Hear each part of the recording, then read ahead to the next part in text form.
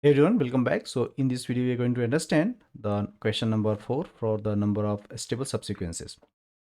So let's try to understand why this question is important. So we have to count all the non-subsequences that never contains three consecutive elements with the parity, same parity. So we have given the nums we have given, and it is saying the stables a subsequence is a stable if it doesn't contain three consecutive elements. Means we have to count all the non-subsequence non-empty subsequences that never contains three consecutive elements with the same parity. So we'll build the solution in O of n, and so this code will work because there is also given the constraints we have given. So you should focus on that. Is why it's become a little complicated, otherwise it's good. So what the question saying that we have given array nums we have given, and subsequence is a stable if it does not contain the three consecutive elements with the same parity. Return the number of stable non-empty subsequence, and then you have to take the modulo if it is large, right?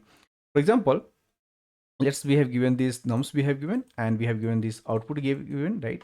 It means what if we'll create the stable subsequences, it will look like this one. We cannot connect 135 because it's not stable. It contains three consecutive odd numbers, we can say.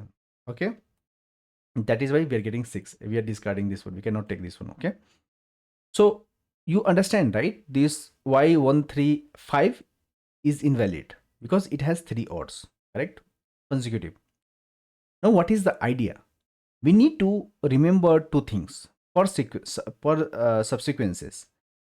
Its last parity. Its last parity is odd or even, right? And how many consecutive elements of that parity are at its end. But only one or two matters, not the three, because three is forbidden. Okay, that is why we are seeing this example. So we will maintain the 4 counter. Let me tell how. So what I'm trying to say, like let's suppose we'll talk about this one. Okay, so or very simple, you can say, also say we only need to remember two things for subsequences, right? Its last parity. What is its last parity? If we'll say the last parity, we can write like this. Okay, so this could be either odd or even, correct? So how many consecutive elements that the parity are at the its end, right? So we have to check. It should be 1 or 2 and not 3, because 3 is forbidden. So we need to maintain 4 counters, right? 4 counters we needed. Let's talk about the very first is A odd. So I'll say A odd because the ends with odd, it ends with, we'll say odd, and its strict length is 1. When we talk about 2, let's talk about the B odd, right? It ends at what? Odd, but the strict length is 2. Similarly, for the A even, we'll say, and it ends at even, and so its length is 1. Understand? For B, even, we can say it also ends it at even, but the strict length is 2. That is why we have to take 4 counters.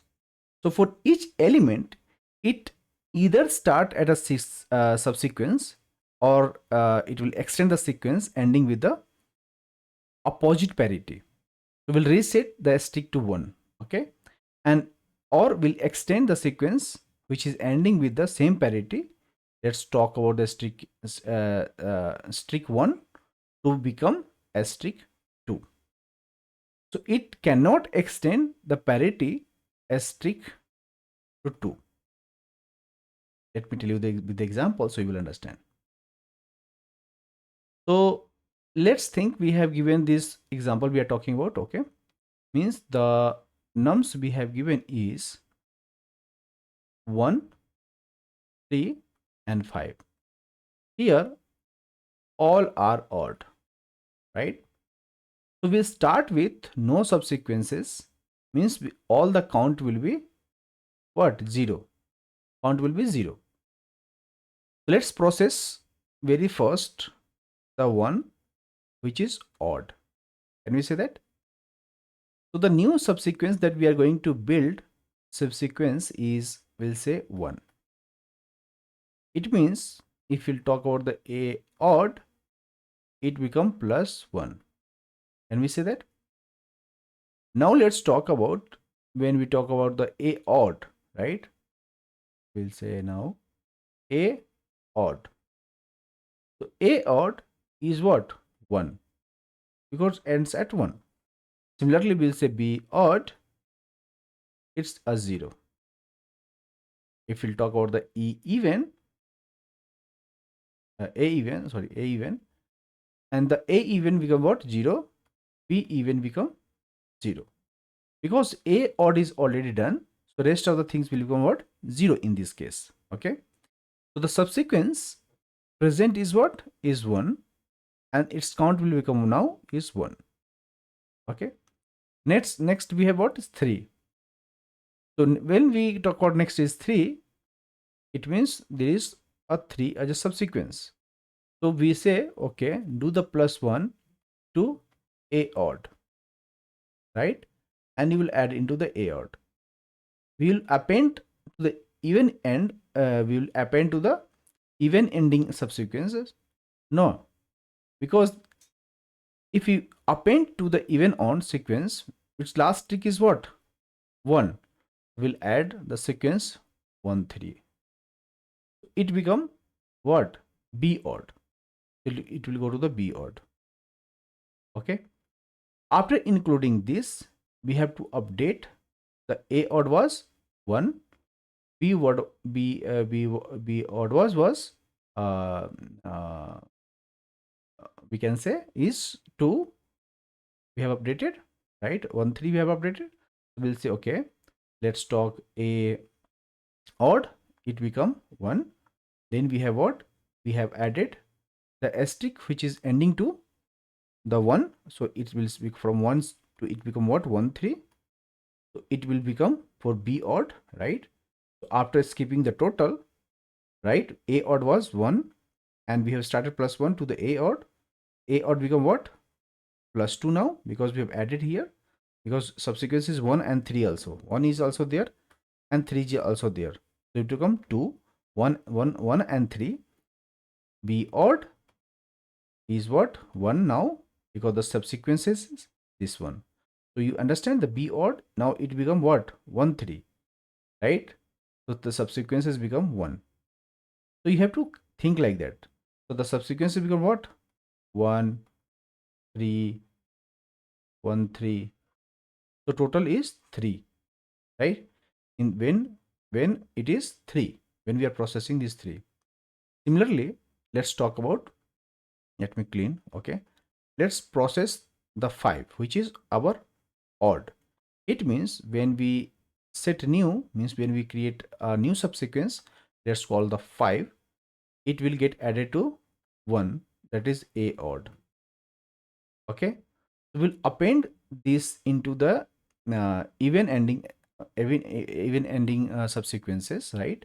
And we'll append to the odd even when the stick is 1, and that is the 2 subsequences we have, right? That will get counted into the a odd. We can say, give me 1 second. That will become what? A odd. For a odd is 1 I am talking about, and 3 that we have seen. Now we have to append it here. Let's call, after appending it become 1 5. It gives you the appending was 1 5 and 3 5. Can we say that? So these two will go to the B odd. Understand? Now we have to append the odd ending asterisk 2, where we have odd. We are talking the B odd, right?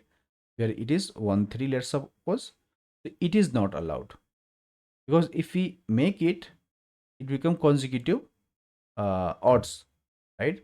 So we have to update it now. So once you update it, so after updating, let me clean it. So it will become what? For a odd equal to the previous A odd, right? And we'll do the start at 1.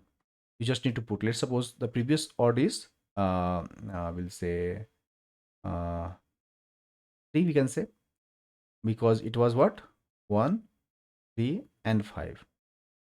So we'll say add it here. The previous odd will say and the start will say. Okay, so we'll get added, it will become 3. Again for the B odd will say, okay, previous odd is what, is 1. This is what it was 2 and this was 1. We got 3. When we talk about the B odd, right, means the previous B odd is what, 1, and what is appended from A odd, it is 2. So how many will get? 3. Means the subsequences are 1 3, 1 5 and 3 5, like this. So total become what?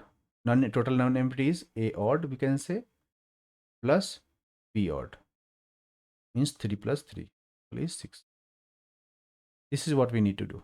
Let me tell you, we'll go through the code, you will understand clearly. Okay, so very first, you know that 4 pointers we need, you can say counters we need, that you have to define. You will check is it odd or even. If this is odd, you'll find it will go to the A, you have to add into to A odd. Similarly for the B odd you have to add, right? Then if you are skipping, you have to add it into the new, what is the new add and what is the new B add, right? You have to update it. For the even cases, you have to say if it is even ending, so you don't need to do anything. If the current is odd, we skip it. And in the else condition, we'll check if the current is even, right? So add it to the even one and add to the B even. A even, B even we will add. So now you have, similarly you have to update for even cases also, as you have done for the odd cases, right? And after that, you will similarly you will do A even equal to new even, we have to update like this. We have done like this, we have to do this. And finally you will do the sum of them and you have to take the mode also, and you will return the result. So in this way it will take the time complexity, we are taking only one loop, right? As you can see, the for loop we are taking here, it will take O of n times. We are not taking extra spaces here, so it will take O of 1 time. Okay, because O of n we are taking what, we are processing each element only once, right? And that will give the constant time. And we are taking some few counters are there, so it's okay, no need to worry about that. Okay, thank you guys, thank you for watching this video. I'll see you in the next one. Thank you.